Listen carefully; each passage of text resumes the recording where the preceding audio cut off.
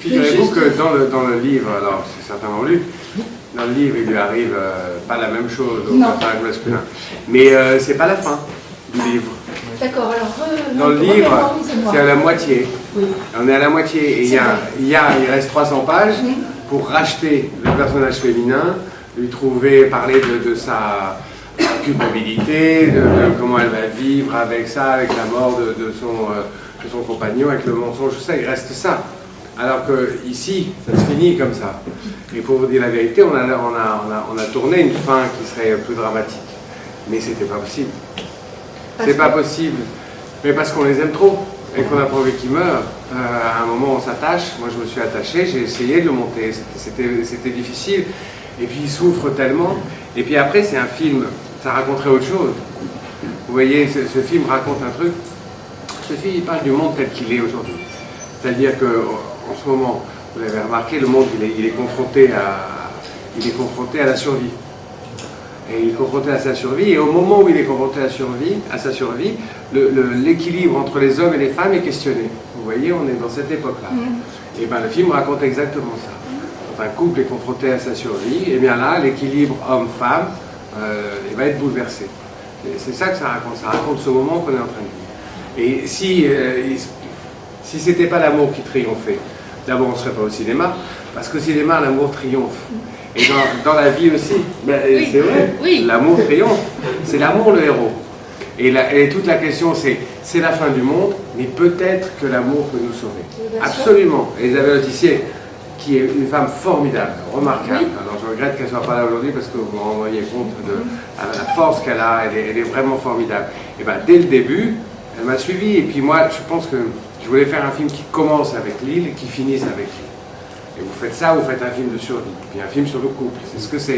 Et c'est ce que je voulais faire, un film qui soit à la fois intime, serré et large. Parce que la nature, il y a deux acteurs, mais il y a 3 personnages. Lille, c'est vraiment un personnage. Et donc il fallait lui trouver un cadre, vous voyez. C'est pas pour me citer, mais vous voyez, un prophète, ben, ça commence, il rentre en prison, ça sort, c'est pareil. Parce que les Anglais le disent, nothing takes place but the place. Rien n'a lieu sauf le lieu. Et bien ça se passe dans un lieu, vous voyez. Ben, c'était vraiment l'idée de ce film. Ben, ça serait, vous voyez, c'est une histoire qui pourrait arriver. Alors un couple, ils vont s'engueuler, enfin bon, je sais pas quoi. Tout ça, ça pourrait se passer au café pratiquement. Mais ici, l'idée c'est d'être dans un film d'aventure. C'était vraiment ça, c'était de raconter un couple, mais c'est un genre, le film de survie. Et le genre, ça sert toujours à ça, à faire avancer l'histoire. Il y a les rendez-vous du genre, il y a les moments qu'on connaît, puis on va avoir peur, puis on va être tendu.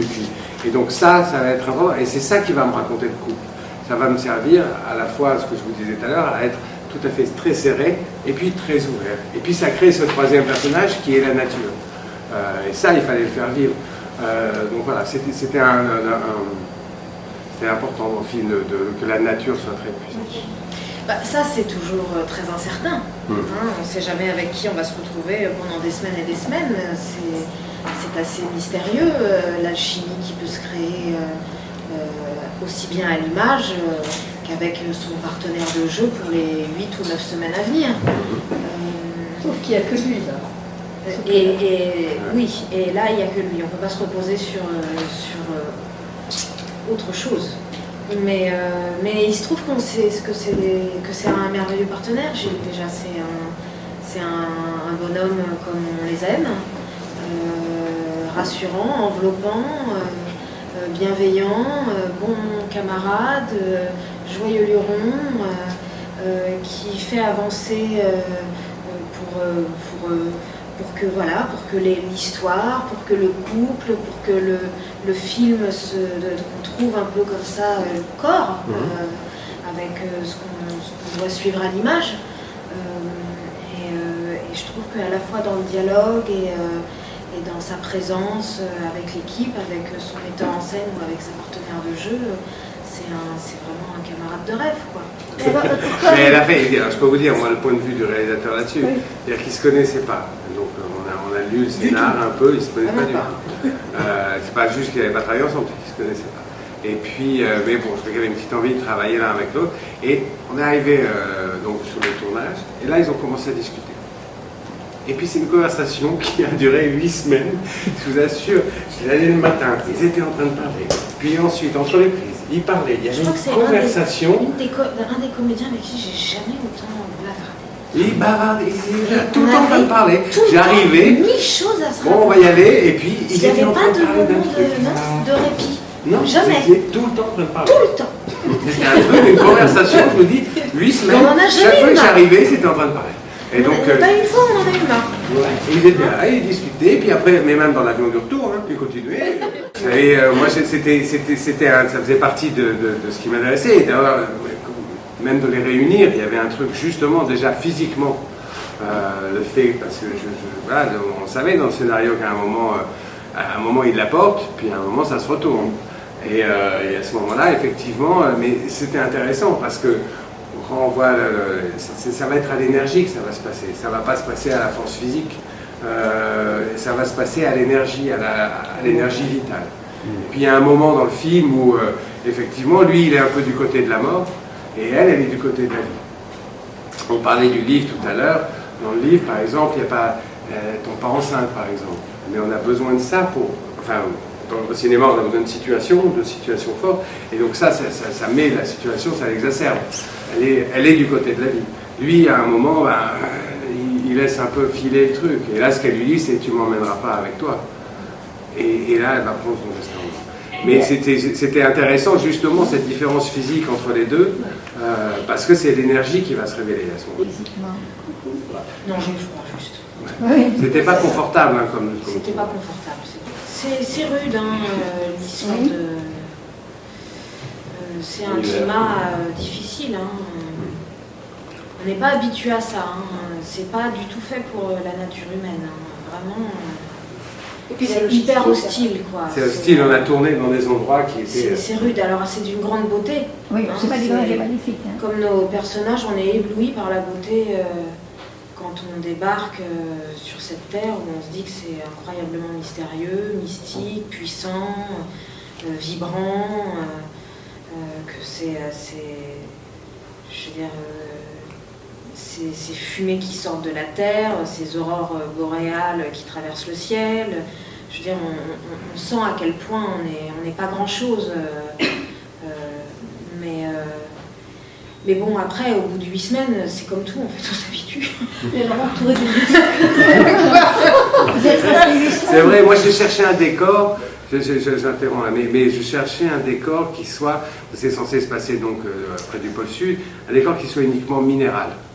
Donc il ne fallait pas, alors on a navigué, on ne pouvait pas aller tourner au pôle sud, c'était trop compliqué, trop loin, trop cher. Donc il fallait trouver un décor dans l'hémisphère nord qui ressemble, on s'est beaucoup baladé, je suis allé en Norvège, et en Islande il y avait cette chose très minérale, c'est-à-dire que il n'y a pas un arbre, il n'y a pas un buisson, il n'y a pas un moineau, il n'y a pas, voilà, il y a rien. Et donc ça, on a cherché ce décor-là, parce que c'est des décors qu'on n'a pas vus. Oui. Il n'y a pas de bâtiment. Il n'y a pas de bâtiment. Et du coup, moi, ce que je cherchais ça, et je cherchais un décor où j'amènerais les acteurs tous les jours, et ils se diraient, waouh. C'était ça ce que je voulais, c'était que la nature soit très puissante. Et donc, on y arrive tous les matins, on débarque, et on se dit, waouh.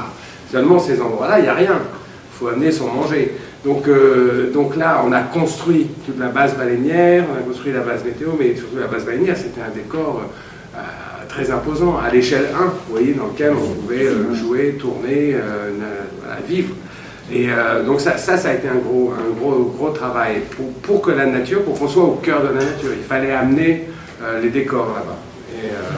Et ça, c'est François Emmanuelli, le chef déco, qui était un gars remarquable, qui dit partout que c'est son dernier film, on verra bien, mais voilà, c'était un vrai boulot avec lui, et puis avec Nicolas Loire, qui est le chef opérateur, de prendre cette lumière qui est si particulière, la lumière du Grand Nord, parce que le soleil est toujours oblique, parce que c'est des paysages qu'on n'a pas l'habitude de voir. Et ça, de toute façon, au cinéma, ce qu'il faut faire, c'est essayer de faire des trucs qu'on n'a pas vus. Parce qu'effectivement, Mélanie a raison, on a tourné dans un endroit qui était vraiment hostile, des endroits où... c'est comme si le lieu où vous disiez vous avez 2 heures, bon, je vous donne 2 heures et barrez-vous, parce que le sable qui est projeté par le vent, la pluie, il y a une scène à un moment où Mélanie porte des bidons sous la pluie, mais je vous assure que c'était les conditions, la pluie elle est horizontale, parce qu'à cause du vent, donc ça se met partout, on est frigorifié. Après, non mais c'est pas la même pluie qu'ici. Ah non. Le vent, c'est pas le même vent qu'ici. Même la tempête en Bretagne à 200 km/h. Mais c'est un ensemble de choses. C'est à la fois que c'est pas banal de se retrouver comme ça dans une telle aventure et de côtoyer le genre de survie. Hein. Ce genre-là, c'est étonnant, quoi. Ça change des scène intime entre une cuisine et un escalier parisien, quoi. Je veux dire, il y a quelque chose de... et puis... Physique. Il y a une aventure physique. Oui, il y avait quelque chose de physique, et puis je trouvais que c'était étonnant. C'est rare de voir aussi un film où on se retrouve au générique de fin avec pour seul et unique juste 2 noms à la distribution. En voyant le film la fois dernière, on est arrivé à la fin pour saluer, hein, comme ça se fait. Et c'est vrai que je me suis surpris en me disant, mais c'est incroyable avec 2 noms. J'ai fait exprès de les mettre au déroulant, là, quand ça déroule. C'est vraiment juste un face-à-face. Je veux dire, c'est absolument génial de pouvoir profiter de ça le temps d'un film, quoi. Effectivement, on s'en fait pour leur survie personnelle, mais c'est la survie du couple qui est la vraie question du film. Et c'est la vraie question qui va nous intéresser, nous, humains en couple. Ça va être comment est-ce qu'après... il y a beaucoup de films de rencontres, vous voyez, des films où ils ne se connaissent pas, ils prennent le train ensemble, l'avion, le bateau explose, je ne sais pas quoi, il se passe un truc, ils sont projetés dans une aventure, et puis là, à la fin du 2e acte, finalement, ils vont s'embrasser, et puis ça, c'est des films de rencontre, vous voyez, et puis à la fin, on verra ce qui se passe. Mais là, c'est un film de couple. Donc la vérité, c'est que pour atteindre une vérité, il fallait que le couple préexiste au récit. Il faut qu'on croie qu'il y a un hors-champ, un passé, quelque chose qui s'est passé. D'où il y a une scène d'engueulade où les dossiers sortent, et là on comprend que les choses, on comprend que c'est un couple qui existe. Parce que l'histoire, et vous demandez s'il y avait une préparation spéciale, moi je préférais qu'il n'y en ait pas de préparation, parce que c'est l'histoire de gens, d'un couple ordinaire, qui va être projeté dans une aventure extraordinaire. Et c'est ça qui est intéressant. Du coup, à la réalisation, mais c'était la même chose à l'écriture, on est à leur vitesse et à leur hauteur, tout le temps. On n'est jamais en avance sur eux, il faut qu'on se pose la question constamment. Qu'est-ce que je ferais? Merde, alors comment ils vont faire? Ah, il y a un bateau qui passe, qu'est-ce qui se passe? Comment je vais faire? Alors, comment on va bouffer? Comment on va s'éclairer? Comment on va se chauffer? Donc il faut se poser comment on fait du feu. C'est des questions qu'on doit se poser, et pour que le public se les pose, il faut qu'on avance à la vitesse il ne faut jamais avoir de l'avance, il ne faut pas avoir de retard, mais il ne faut pas avoir d'avance sur les personnages.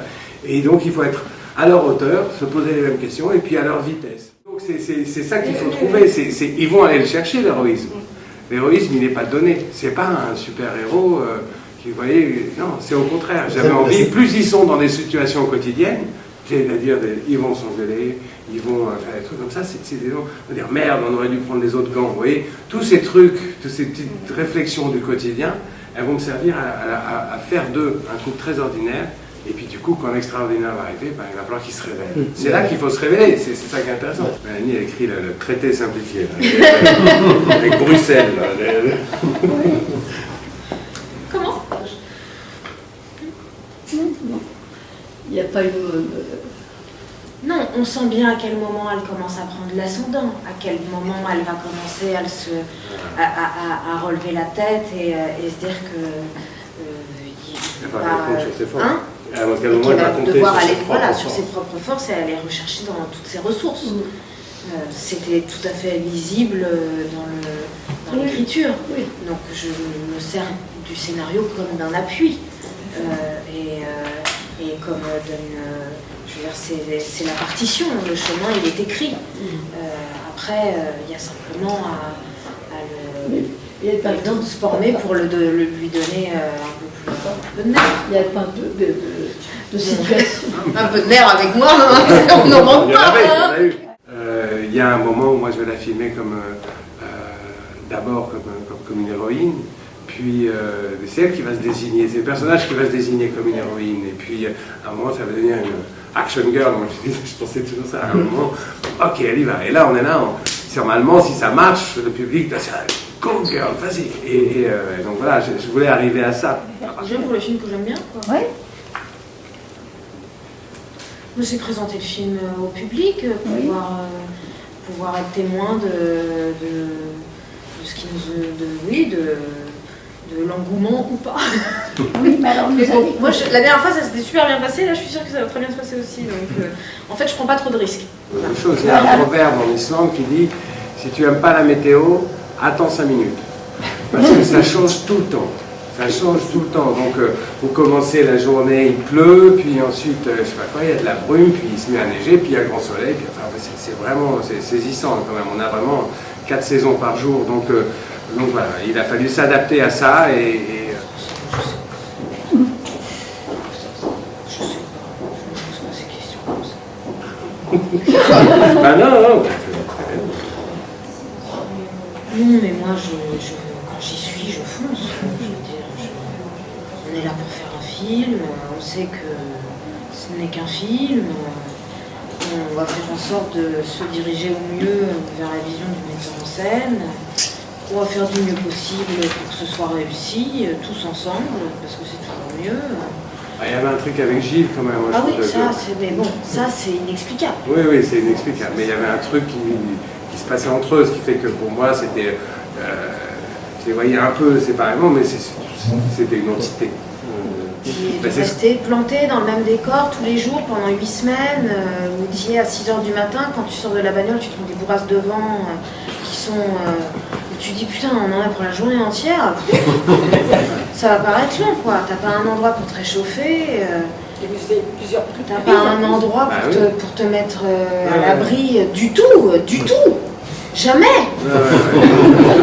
Non, et puis après, on a tourné dans des glaciers, dans des endroits où il n'y avait rien. Alors, vraiment rien. Un moment de mais t'as rien pour te protéger non plus.